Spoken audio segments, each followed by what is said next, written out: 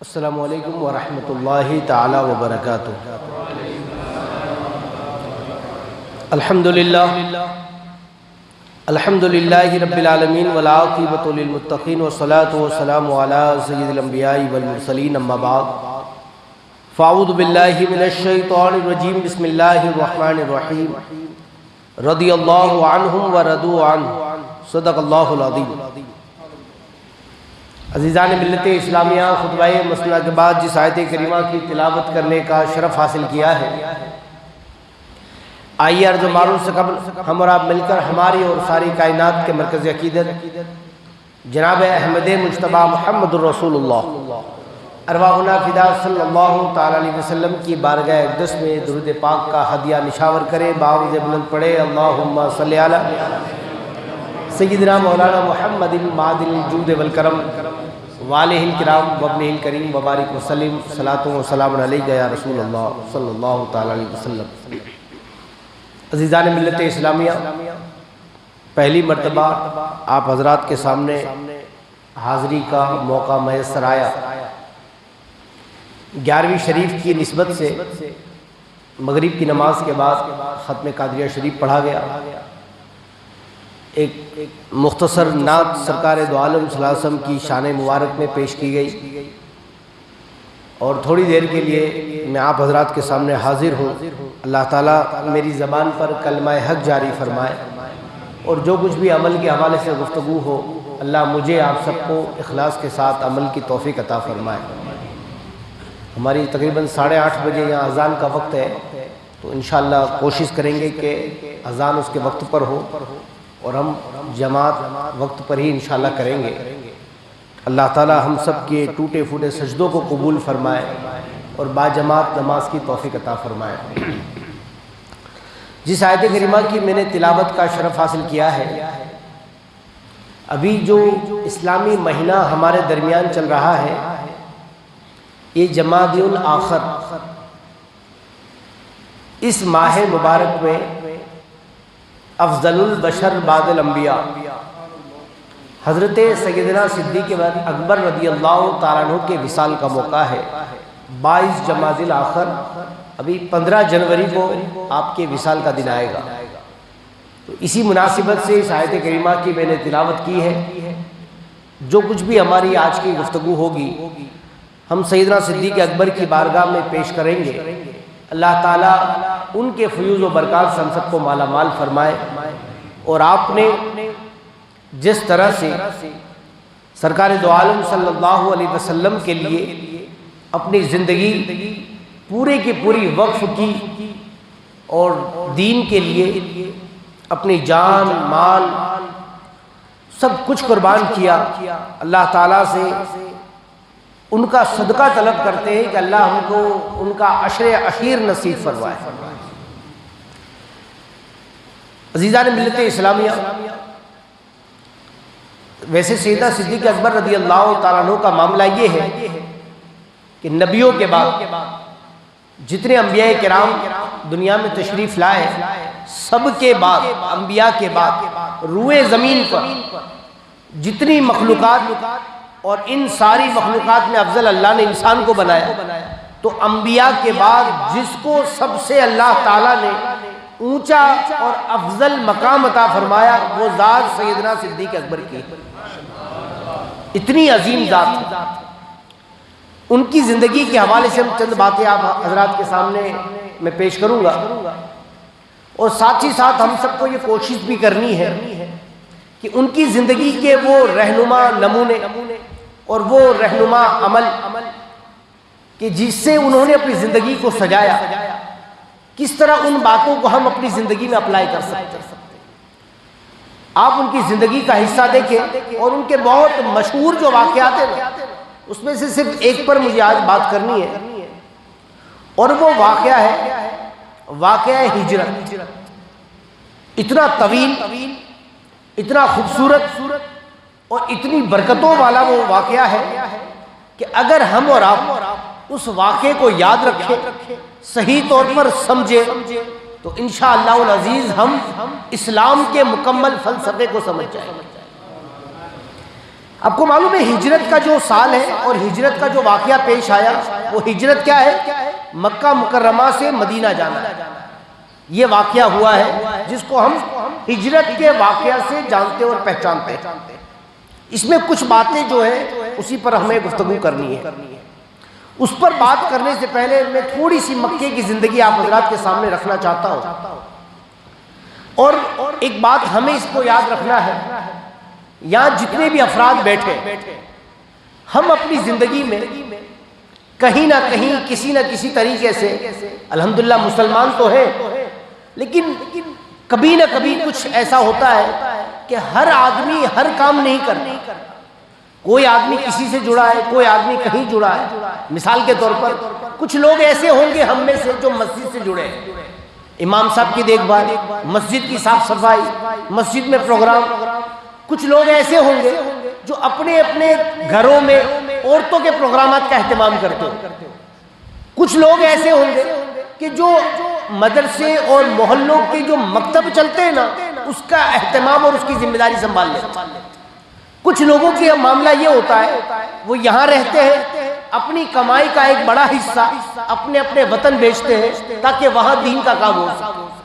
کچھ لوگ اپنی ذاتی محنت اور محنت سے کمائی ہوئی رقم کا ایک حصہ اپنے دوست و احباب کے رشتہ داروں پر خرچ کرتے ہیں تاکہ ان کی زندگی کی گاڑی اچھے سے چل سکے.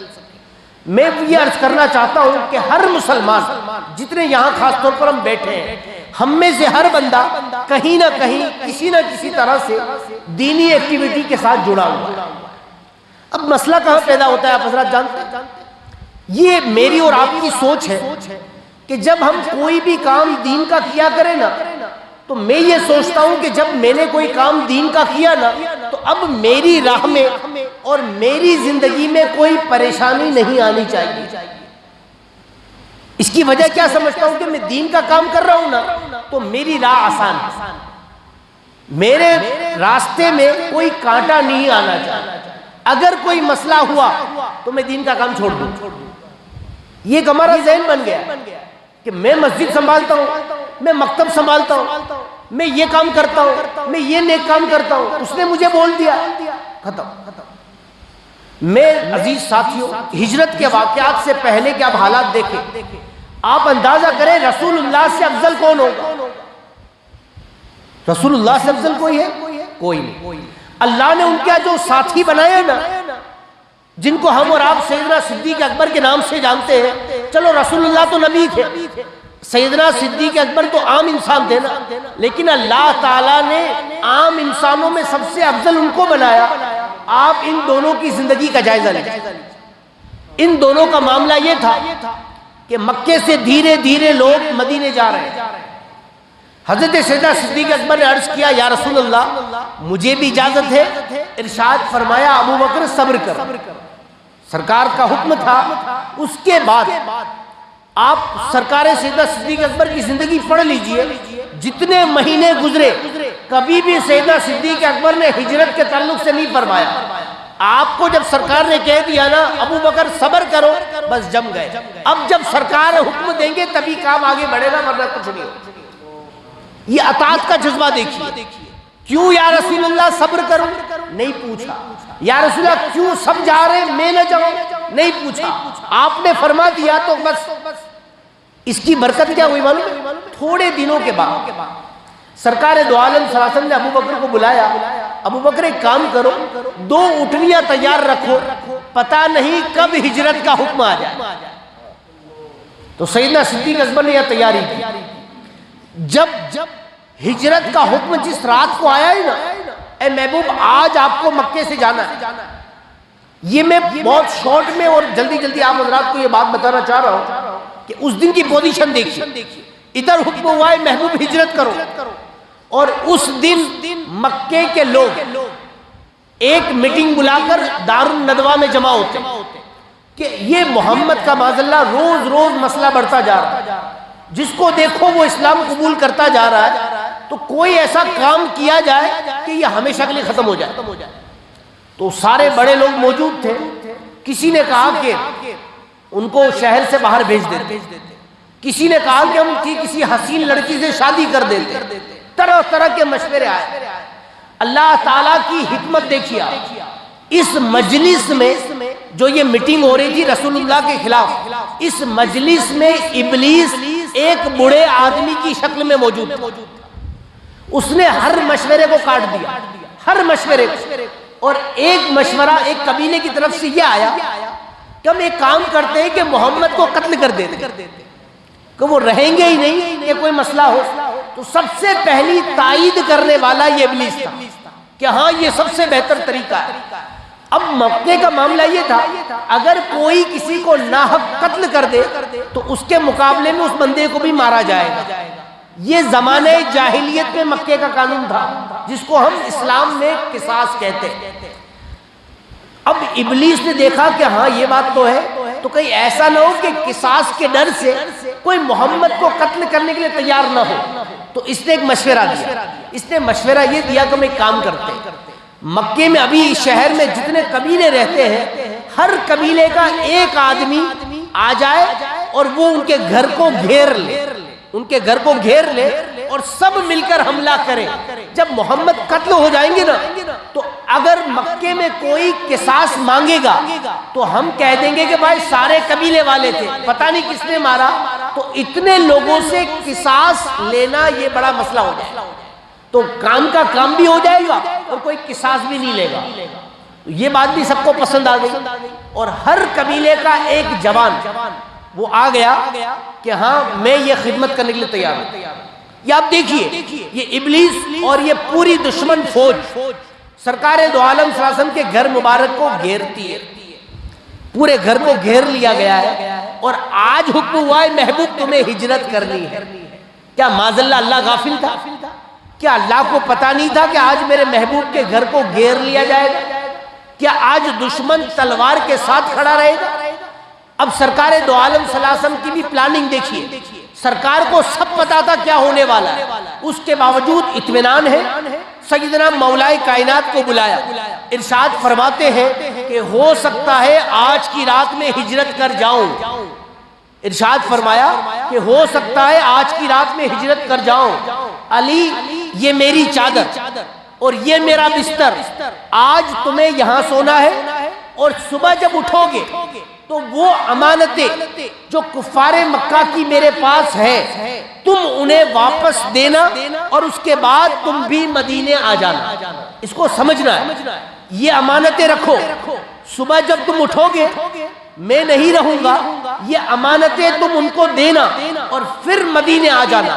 اس بات میں دو لیسنیں ہم سب کے لیے، دو باتیں سیکھنے کی ہے. پہلی بات، رسول اللہ کا مقام اور معاملہ ایسا تھا کہ کافر دشمن سمجھتا تھا پھر بھی اپنی امانتیں آپ کے پاس رکھواتا تھا.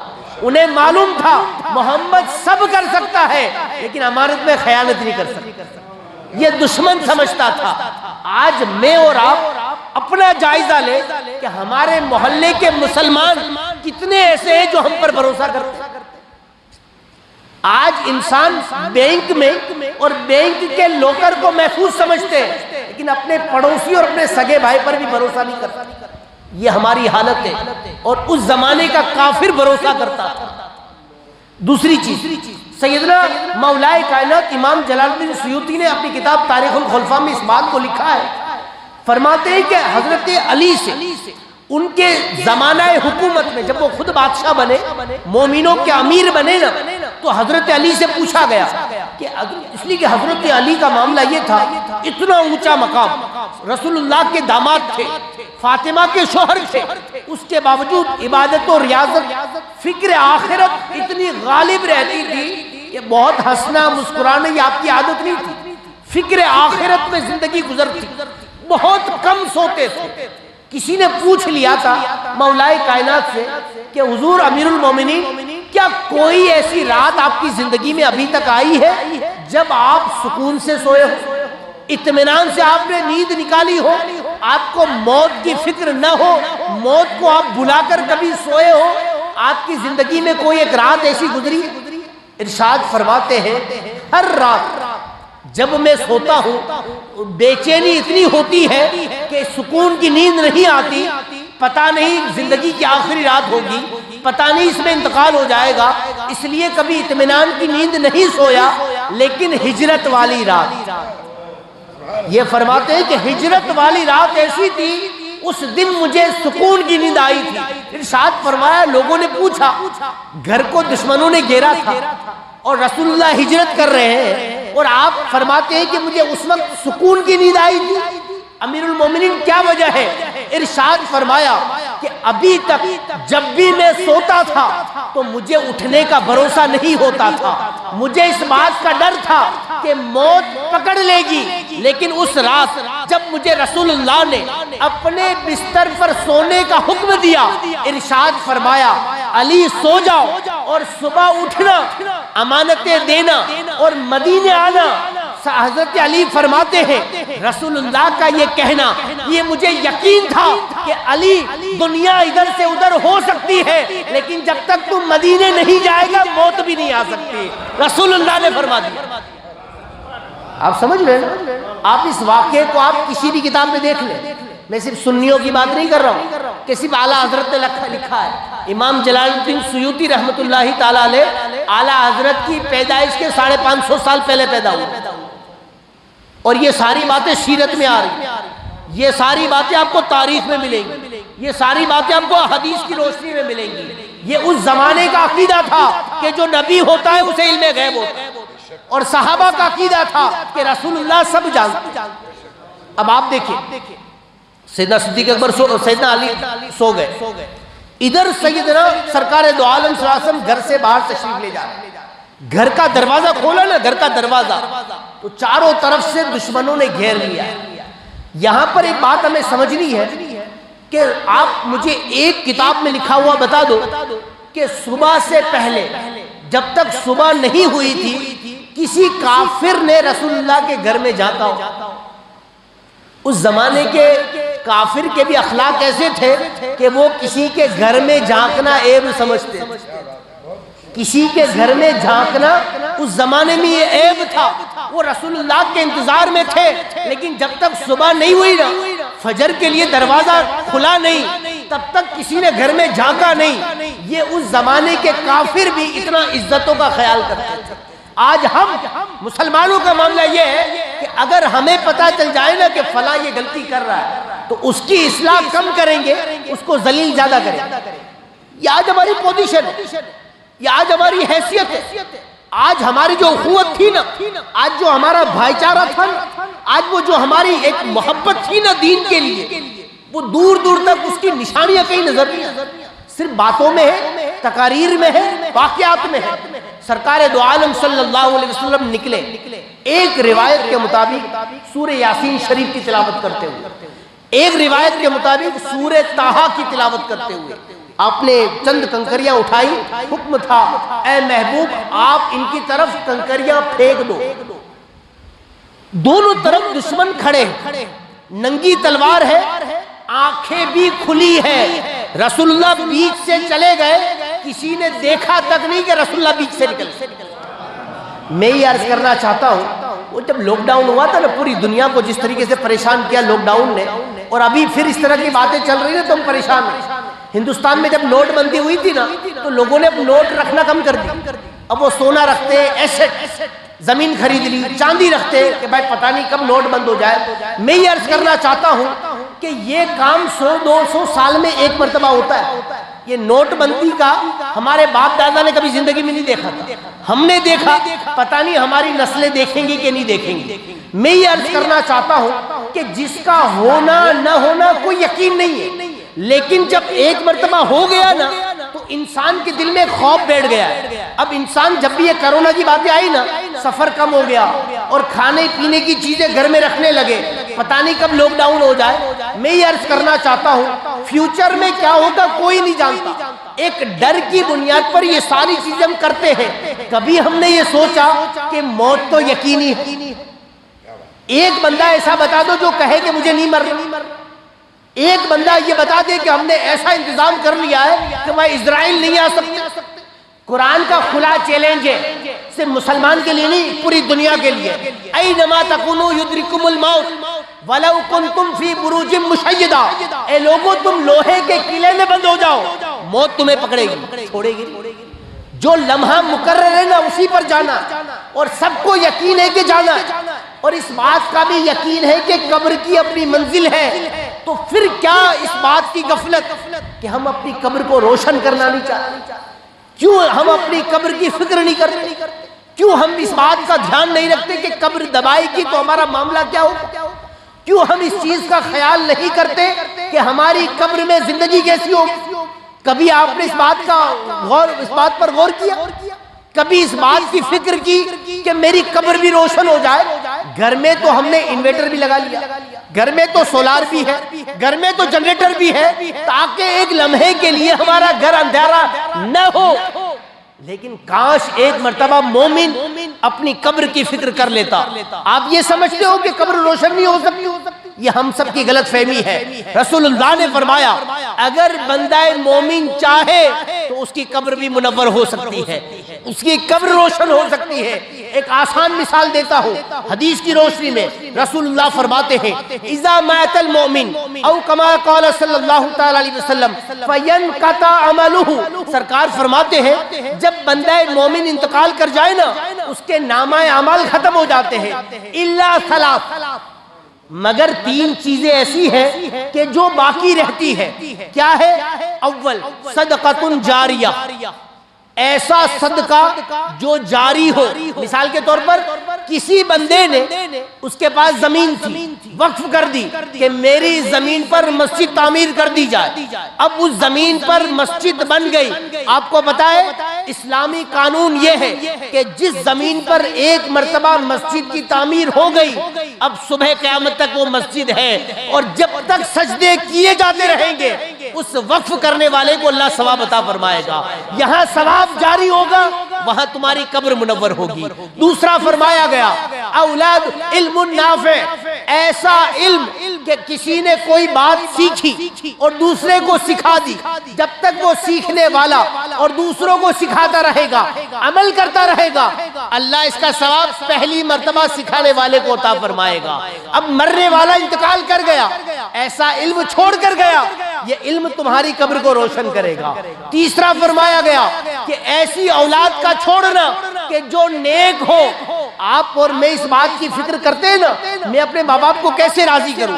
کوئی گاڑی دیتا ہے، پیسے والا بندہ جب ایسی ہوتی ہے نا بات کہ میرے ماں باپ ناراض ہیں، چلو میں گاڑی وقف کر دوں، میرے ماں باپ ناراض ہیں کوئی اچھا موبائل دلا دوں، میں اپنے ماں باپ کو کہیں ورلڈ ٹور کرا دیتا ہوں۔ میرے عزیز ساتھیوں ٹھیک ہے یہ ساری چیزیں اللہ نے دولت دی ہے تو کیجئے، لیکن حقیقت میں تم اپنے والدین کو راضی کرنا چاہتے ہو نا تو تمہارے والدین اس طرح کی چیزوں سے راضی نہیں ہوں گے۔ ان کی رضا اس بات میں ہے کہ تم اللہ اس کے رسول کے احکامات پر چلنے لگو، اللہ تعالیٰ تمہارے ماں باپ کو تمہارے حق میں راضی فرما دے گا۔ اگر وہ انتقال بھی کر گئے ہوں گے تب بھی وہ قبر میں ہوں گے، تم ان کے لیے ثواب جاریہ کرو گے، اللہ تمہارے ماں باپ کو تمہارے حق میں راضی فرما دے گا۔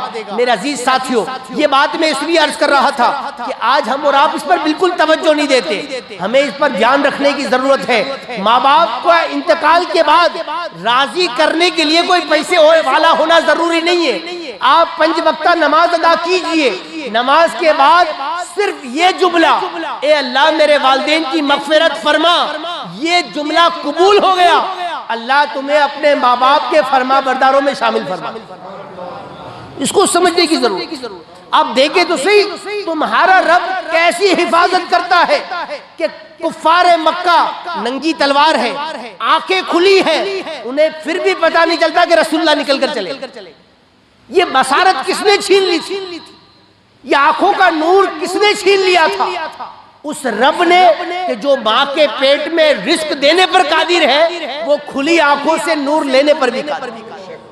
اللہ کے رسول وہاں سے نکلے ہیں، سیدنا صدیق اکبر کے گھر تشریف لے گئے، سیدنا صدیق اکبر کو ساتھ لیا، اس کے درمیان بھی بہت سارے واقعات ہیں، وقت نہیں ہے کہ ان پر بات کی جائے، جو 2-3 پوائنٹس مجھے عرض کرنے وہ سے میں عرض کرتا ہوں۔ اب یہ قافلہ چلا، آپ حضرات جنہوں نے بھی عمرہ کیا ہے وہ جانتے ہیں کہ جب آپ کعبہ شریف کے پاس جب کھڑے رہیں گے نا، کعبے کی عمارت کے پاس، تو آپ کو پتا ہے کہ کعبے کے ایک طرف حجر اسود لگا ہے جہاں سے ہم اور آپ طواف شروع کرتے ہیں.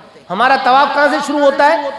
رکن حجر اسود سے شروع کرتے ہیں اور رکن عراقی کی طرف جاتے ہیں. جب آپ رکن عراقی تک اب پہنچیں گے نا، آج کے زمانے میں تو پوزیشن یہ ہے کہ رکن عراقی کے بعد وہ سفید دیوار ماربل کی بنی ہے اور وہاں ہی میزاب رحمت ہے، حتیم بھی وہی ہے. اور آپ حضرات کو پتا ہے، آپ نقشہ دیکھیں گے تو مدینہ بھی اسی طرف، جس طرف حتیم ہے نا اسی طرف مدینہ منورہ. اور رسول اللہ نے ہجرت کے وقت جس پہاڑ کو اپنی قیام گاہ کے لیے پسند فرمایا نا، وہ کون سا پہاڑ ہے؟ غار ثور، جس کو جبل ثور کہا جاتا ہے. اور جبل ثور پتہ ہے کہاں ہے؟ مدینہ اس طرف ہے، بالکل اس کے اپوزٹ جو مستجاب کا حصہ ہے، مستجاب کی طرف کا جو راستہ جاتا ہے باہر کی طرف، بن داؤد کے باہر ابراہیم خلیل جب آگے جائیں تو وہ راستہ جو ہے وہ کون سا ہے؟ جبل ثور کی طرف جانے والا. میں آپ کو یہ بتانا چاہتا ہوں کہ اللہ تعالیٰ نے اپنے حبیب کی حفاظت کے لیے دشمنوں کی آنکھوں کا نور چھین لیا تھا، پھر بھی رسول اللہ ڈائریکٹ مدینہ نہ گئے بلکہ آپ نے جبل ثور کو اختیار فرمایا. یہ امت کو پیغام دیا اللہ کی طرف سے مدد آتی ہے، آئے گی، اللہ تیری حفاظت کرے گا. اس کے باوجود منصوبہ بندی کرنا تیرا کام. منصوبہ بندی تجھے کرنی ہے، پلاننگ کرنی ہے. ایسا نہیں کر رہا ہے کہ گھر کا دروازہ کھلا تالا مت لگاؤ اور یہ کہہ دو کہ اللہ حفاظت کرے گا، اور یہ بھی نہیں کہ تالا لگا دیا تو کچھ نہیں ہو سکتا. بلکہ مومن کا عمل امید اور ڈر دونوں کے درمیان ہوتا ہے. تالا بھی لگاتا ہے اور پھر یہ یقین بھی رکھتا ہے اللہ چاہے گا تو بچے گا، ورنہ تو تالا بھی میرے گھر کو نہیں بچا سکتا. یہ رسول اللہ نے منصوبہ بندی فرمائی، ثور کی طرف تشریف لے گئے. اب آپ کو پتا ہے جب غار ثور پہنچے نا، سب سے اونچا پہاڑ ہے، آپ کبھی چڑھیے گا، جوان بندہ چڑھ کر دکھائے 10 مرتبہ اسٹاپ کرے گا، 20 مرتبہ زمزم پیے گا، شربت پیے گا، تب جا کر کئی گھنٹوں میں وہ ٹوچ پر پہنچتا ہے. یہ آج کی پوزیشن ہے. آپ کبھی تصور کیجئے کہ جب اس رات میں سیدنا صدیق اکبر لے کر جب اوپر جانے کی کیفیت تو کیا معاملہ ہوگا. اب جب غار ثور پہاڑ کے قریب پہنچے نا، اونٹنی سے اترے، سیدنا صدیق اکبر سرکار نے چڑھنے کا ارادہ فرمایا نا، تو سیدنا صدیق اکبر کیوں افضل ہے دیکھیے. اور یہ بات میں اس لیے بتانا چاہ رہا ہوں کہ ہم اور آپ ذرا برابر بھی مشکل آتی ہے نا، سر میں درد ہے تو نماز گئی، پیٹ میں درد ہے تو بعد میں پڑھ لیں گے، اور بعد کے چکر میں نماز قضا ہو جاتی ہے، پھر بھی کچھ نہیں. چھوٹے چھوٹے معاملات پر ہم دین کو پسے پشت ڈال دیتے ہیں. آپ دیکھیے پیچھے دشمن کا خطرہ ہے، اتنی اونچی پہاڑی چڑھنا ہے، تقریباً 5000 میٹر پہاڑی ہے اونچائی لمبائی دیکھی جائے تو 5000 فٹ اونچی ہے وہ پہاڑی. حضرت سیدنا صدیق اکبر کے بارے میں ملتا ہے کہ جیسے ہی چڑھنے کا ارادہ کیا رسول اللہ نے، سرکار کی بارگاہ میں بیٹھ گئے. یا رسول اللہ آپ ایسے نہیں، کندھے پر بیٹھ کر تشریف لے جائیں، کندھے پر بیٹھ کر تشریف لے جائیں گے. اب تصور کیجئے اس زمانے میں کیا راستہ بنا تھا. آج جبل ثور پر وہ ڈولی لگ رہی ہے اور پورا مرکز الثقافی الجبل الثور، پوری تاریخ وہاں کریٹ کی جا رہی ہے 3D کی شکل میں. اس زمانے کا تصور کرو، کیسا اندھیرا، دشمن کا خوف، اور رسول اللہ کو کندھے پر بٹھا کر چلنا، یہ کوئی مذاق ہے. آج ہم اپنے چھوٹے بچے کو لے کر نہیں چل سکتے اور وہ رسول اللہ کو لے کر چل رہے ہیں. یہ اطاعت تھی، یہ عشق تھا، یہ محبت تھی. صرف وہ نعرے نہیں لگاتے تھے، صرف وہ باتیں نہیں کرتے تھے، یہ پریکٹیکلی اتنے مضبوط تھے. سیدنا صدیق اکبر کے بارے میں جو روایت ملتی ہے نا، کیا ام المومنین حضرت عائشہ صدیقہ کی زانو مبارک پر ایک مرتبہ رسول اللہ لیٹے تھے، سر مبارک زانو پر تھا، اندھیری رات تھی اور تارے چمک رہے تھے. ام المومنین عائشہ صدیقہ تھی. اللہ نے ان کو ڈھکا میں اس لیے رکھا تھا کہ وہ سوالات پوچھتی رہے، رسول اللہ سے علم حاصل کرتی رہے اور قوم کی پیاس بجھاتی رہے. یہی وجہ ہے کہ جتنی بھی ازواج مطہرات ہیں، امہات المومنین ہیں، سب سے آخر میں انتقال کرنے والی ذات ماں عائشہ صدیقہ. قوم کو سب سے زیادہ فائدہ ماں عائشہ سے پہنچا ہے علم کے حوالے سے. تو سیدنا عائشہ صدیقہ نے سوال کیا. اب سوال بھی تو دیکھیے کیسا تھا. یہ بظاہر تو سوال دنیاوی تھا، لیکن اس سے بھی علم غیب کا ثبوت ملتا ہے، صحابیات کا عقیدہ پتہ چلتا ہے. حضرت عائشہ عرض کرتی ہے یا رسول اللہ کسی کی نیکیاں آسمان کے تاروں کے برابر ہے؟ آپ سوچے کس کو پتا ہے کہ آسمان کے تارے کتنے؟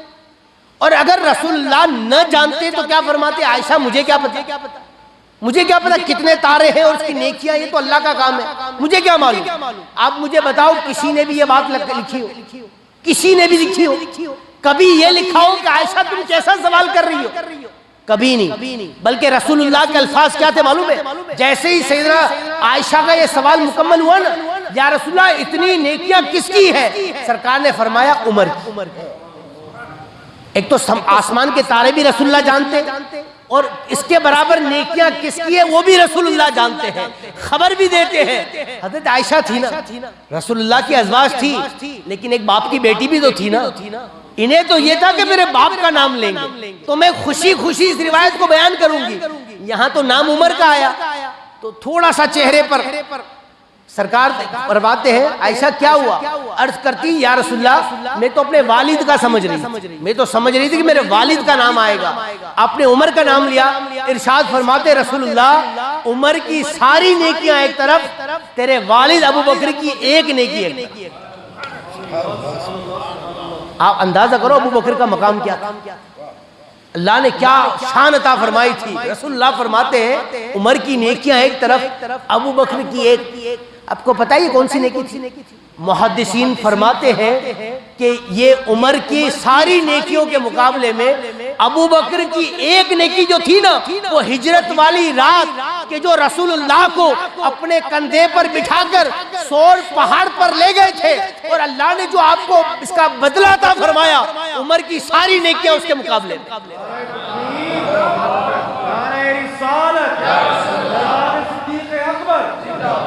میرے عزیز ساتھیوں میں عرض یہ کرنا چاہتا ہوں کہ جب بندہ پریکٹیکلی اسلام میں آتا ہے نا تو اس طرح کا عمل ہوتا ہے، اور پھر اللہ کی طرف سے اسے بدلہ بھی وہ دیا۔ اب اوپر پہنچے، بس جلدی جلدی دو چار منٹ ہے تو باتیں بھی انشاءاللہ۔ تو اوپر پہنچے، اب کیا پوزیشن ہوگی آپ اندازہ کریں۔ اتنی اونچائی پر پہنچے ہیں، وہ بھی اپنے کندھے پر اٹھا کر، اور اب جب غار کی بات آئی نا، جب غار میں داخل ہونا ہے تو ایسا بھی تو ہو سکتا تھا نا کہ سرکار تشریف اندر لے جاتے، ابو بکر تھوڑا سستا لیتے، آرام کرتے، پھر اندر جاتے۔ جیسے ہی سرکار نے اندر جانے کا ارادہ فرمایا نا، سیدنا صدیق اکبر عرض کرتے یا رسول اللہ ابھی نہیں، پہلے میں جاؤں گا، پتہ نہیں اندر کی حالت کیا ہے، کہیں ایسا نہ ہو کہ کوئی موذی جانور ہو آپ کو کوئی نقصان پہنچا دے، یا رسول اللہ میں جاتا۔ اتنی تھکن ہے، اس کے باوجود اندر گئے، اور اتنے دنوں سے غار تھا، گویا کہ وہ غار تیاری اس لیے کیا گیا تھا کہ رسول اللہ کو آنا تھا۔ تو اب غار کی جو کیفیت تھی، سیدنا صدیق اکبر کے پاس تو کوئی کپڑا اور کچھ تھا نہیں جھاڑو کے اس کو صفائی کرتے، تو اس وقت یہ عشق ہے۔ عشق میں دیکھیں کوئی عشق کی کوئی انتہا نہیں ہوتی، اطاعت میں کوئی انتہا نہیں ہوتی۔ سیدنا صدیق اکبر نے اپنا جبہ مبارک جو بھی کپڑا اس وقت پہنا ہوگا آپ نے اتارا، پہلے اس سے غار کو صاف کیا، اس کے بعد دیکھا تو جگہ جگہ بل بنے ہوئے تھے، اس طرح کے سوراخ تھے کہ جن سوراخوں سے، وہ تو پتھروں میں رہنے والے لوگ تھے، انہیں پتا تھا کہ یہ پتھر کے اندر جو سوراخ ہے نا، یہ تو سانپوں کے رہنے کی جگہ ہے۔ تو اب دیکھا کہ کوئی چیز نہیں ہے، اپنا کپڑا ہی پھاڑ دیا، اپنا کپڑا پھاڑ دیا۔ مجھے تو آج تک ایک بھی روایت ایسی نہیں ملی کہ جس میں یہ ہو کہ سیدنا صدیق اکبر کے پاس دوسرا کپڑا اس وقت موجود تھا، ایک ہی کپڑا تھا، اگر دوسرا ہوتا تو کیوں پھاڑتے، وہ دوسرا لے کر پھاڑتے۔ روایت یہ ملتی ہے کہ اپنا کپڑا اتارا، اس کو پھاڑ دیا، سارے بل بھر دیے، سارے سوراخ بند، ایک رہ گیا، کپڑا ختم ہو گیا۔ اب کیا کرے، اب وقت بھی ہو رہا تھا، اپنا انگوٹھا رکھ دیا اور سرکار کو آواز دی یا رسول اللہ اندر تشریف لے آئے۔ سرکار اندر آ گئے، سیدنا صدیق اکبر بیٹھ گئے، اور رسول اللہ نے سیدنا صدیق اکبر کی گود میں سر رکھا اور آرام کرنے لگے۔ ادھر سانپ تھا جو انتظار کر رہا تھا رسول اللہ کے دیدار کا، سارے سوراخ چکر لگا لیے، سب جگہ پر کپڑا تھا۔ سانپ اتنی طاقت رکھتا ہے، ڈسنے کی اتنی طاقت اللہ نے اسے دی ہے، لیکن وہ کپڑے کو کچھ نہیں کر سکتا، کپڑے کے سامنے اس کا کچھ نہیں چلتا۔ تو وہ تھک ہار کر ایک میل پر آیا تو اسے انسانی گوشت کی بو محسوس ہوئی، تو اسے لگا کہ یہاں پر حملہ کر سکتے ہیں، باقی کہیں تو کچھ نہیں ہو سکتا۔ اس نے سوچا کہ لگتا ہے کہ یہ کپڑے سے کمزور ہے، اس نے حملہ کیا۔ راوی بتاتے ہیں، تاریخ ملتی ہے، ہم سب نے اس واقعے کو بارہا سنا ہے، میں صرف یہ عرض کرنا چاہتا ہوں کہ سانپ واپس چلا گیا، ابو بکر کا پیر نہیں ہٹا۔ جب درد زہر جب چڑھا نا تو درد برداشت سے باہر ہوا نا تو بھی چیخ نہیں نکلی، تو بھی شکوہ شکایت نہیں ہے، اے اللہ میں تو تیرے محبوب کو بچا رہا ہوں اور تو میرے کو ایسا کر رہا ہے کہ سانپ کاٹ رہا ہے معاذ اللہ، اس طرح کے الفاظ نہیں ہے۔ خاموشی کے ساتھ بیٹھے ہیں، کہیں ایسا نہ ہو کہ کوئی میرے بدن میں حرکت ہو اور رسول اللہ کو تکلیف پہنچے۔ آج ہم اور آپ دیکھیں کہ ہم اپنے عمل سے رسول اللہ کو کتنی تکلیفیں دے رہے ہیں، اور سیدنا صدیق اکبر اس موقع پر کتنی حفاظت کر رہے ہیں۔ جب بہت مشکل ہو گیا نا تو جب بندہ بہت برداشت کرتا ہے نا تو بے اختیار آنسو نکل جاتے ہیں، اور کوئی چیز جب بے اختیار ہو جائے نا تو اس پر پکڑ بھی نہیں ہوتی۔ ان بے اختیار آنسو کے نکلنے کی بنیاد پر وہ قطرے رسول اللہ کے چہرے مبارک پر گرے۔ سرکار کی آنکھ کھلی، ابو بکر کیا معاملہ ہے؟ عرض کیا یا رسول اللہ سانپ نے ڈس لیا، انعام ملا، لعاب مبارک نکالا اور اس جگہ پر رکھ دیا۔ سرکار کا مس کرنا تھا، وہ درد نہیں گیا۔ درد کی تو کیا اوقات تھی، درد کی تو اوقات ہی کیا تھی جو ابو بکر کو حیران کرتا، تو درد تو جانا ہی جانا تھا۔ وہ لعاب حقیقت میں لعاب نہیں تھا، وہ ابو بکر کو عشق کی سند دینی تھی، اطاعت کی سند دینی تھی۔ ابو بکر تو نہیں، تیری نسل بھی اس داغ کے ساتھ پیدا ہو۔ آج بھی روایتوں میں ملتا ہے کہ جو اس نسل کا حقیقی بندہ ہوتا ہے نا، اس کے اس پیر کے انگوٹھے کے نیچے وہ نشان موجود ہوتا ہے۔ ہمارے نوساری شہر جو ہمارا مدرسہ دارالانوار رضا جہاں الحمدللہ قائم ہے نا الحمدللہ، تو وہ ادارہ ویسے تو آس پاس پورا وہابیوں کا شہر ہے، اس کے بیچ میں ہمارا ادارہ ہے، تو وہاں پر ایک وہابیوں کی بہت بڑی مسجد ہے۔ اس مسجد میں 4 مزار شریف ہے، اس میں سے ایک مزار سیدنا صدیق اکبر کی اولاد کی میں سے ہے۔ وہاں کے کئی بڑوں نے سے میں نے سنا ہے کہ ان کے باپ دادا نے وہ نشان بھی دیکھا تھا، اور ان کی قبر کے پاس پورے گجرات میں ایک ہی جگہ ہے جہاں زیتون کا درخت تھا، اس کے علاوہ کہیں زیتون نہیں تھا۔ یہ اللہ تعالیٰ نے اس نسل کو بھی برکت عطا فرمائی۔ تو خیر آخری بات، سیدنا صدیق اکبر تو یہاں تو تشریف وہاں سب، اس کے بعد تو بہت سارے واقعات، معجزات، اور پھر جو اسلام کو برکت ملی ہے وہ ہم اور آپ سب جانتے ہیں۔ لیکن سیدنا صدیق اکبر خود اتنے مضبوط نہیں تھے، صرف اب انہوں نے اپنے آل اولاد کو کتنا مضبوط کیا تھا اس کو بھی سمجھیے، اور اس کا دھیان رکھیے۔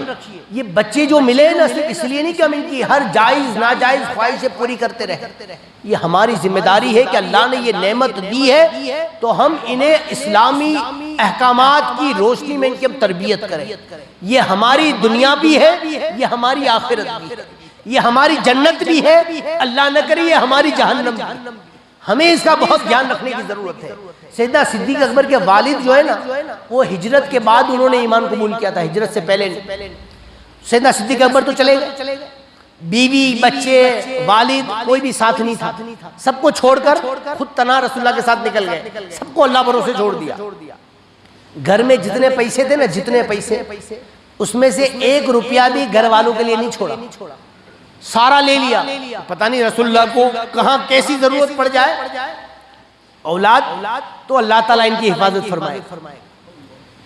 یہ کام سارے لوگ نہیں کر سکتے، اتنا یاد رکھیے گا۔ اور میں آپ کو یہ بھی نہیں کہہ رہا ہوں کہ آپ بھی اپنا گھر بار مسجد مدرسے کو دے دو اور اللہ بھروسے چھوڑ دو، یہ کام صرف صدیق کر سکتا ہے، یہ سب کے بس کی بات نہیں ہے، اور نہ سب کو یہ حکم دیا گیا۔ سیدنا صدیق اکبر رضی اللہ تعالیٰ عنہ نے اپنی بیٹی حضرت اسماء بنت ابی بکر جو حضرت زبیر کی بعد میں بیوی بنی تھی، تو حضرت اسماء کو انہوں نے سکھا دیا۔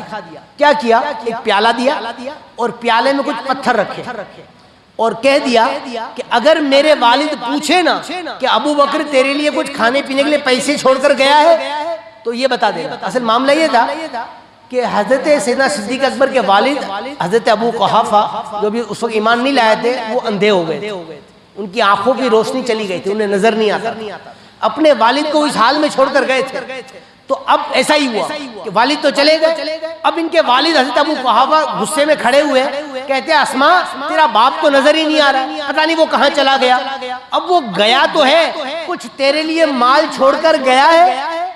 تو حضرت سیدنا اسماء رضی اللہ تعالیٰ عنہ جاتی ہے، وہ اٹھا کر لے آئی، گلہ سمجھ لیجئے، وہ گلہ لے کر آئی اور اپنے والد کے پاس آ کر وہ بجاتی، اپنے دادا کے پاس، اپنے دادا کے پاس کان کے پاس لا کر بجاتی ہے اور کہتی ہے کہ آپ کیوں فکر کرتے ہو، میرا باپ بہت کچھ چھوڑ کر گیا ہے۔ اتنا بھروسہ تھا۔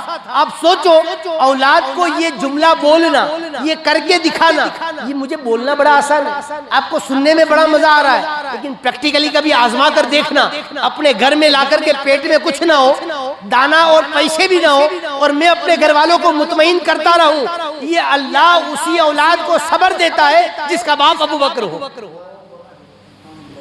تو میرے عزیز ساتھیوں، یہ جو آج سیدنا صدیق اکبر کو جو مقام ملا تھا، آج وہ رسول اللہ کی جو بازو میں لیٹے نا قدموں میں، اور رسول اللہ کے ساتھ جو اٹھائے جائیں گے نا، یہ ایفورٹ دیکھیں کتنا ڈالے، یہ قربانی ہم سے بھی مانگی جائے، ہم سب کی بھی یہ ذمہ داری بنتی ہے، یہ صرف ان کی نہیں تھی، انہوں نے اپنی ذمہ داری بہت احسن انداز میں نبھائی، ہم اس کا تصور نہیں کر سکتے، ہم اس کے خیالات سے بھی کافر ہیں کہ کبھی ہم ایسا کام کر سکیں، تو ہم ان کا عشر عشیر تو مانگیں، ان کی زندگی تو پڑھیں، ان کی زندگیوں کو تو سمجھے، اور پھر ہر بندہ اپنی طاقت، اپنی استطاعت اور جتنا اللہ نے جس لائق اسے بنایا ہے اس کے مطابق وہ دین کو آگے بڑھانے میں اپنا رول ادا کرے۔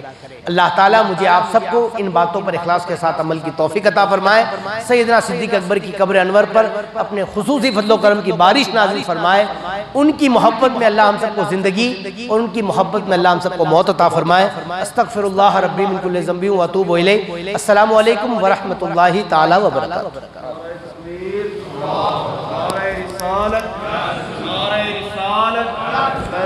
صدیق اکبر علماء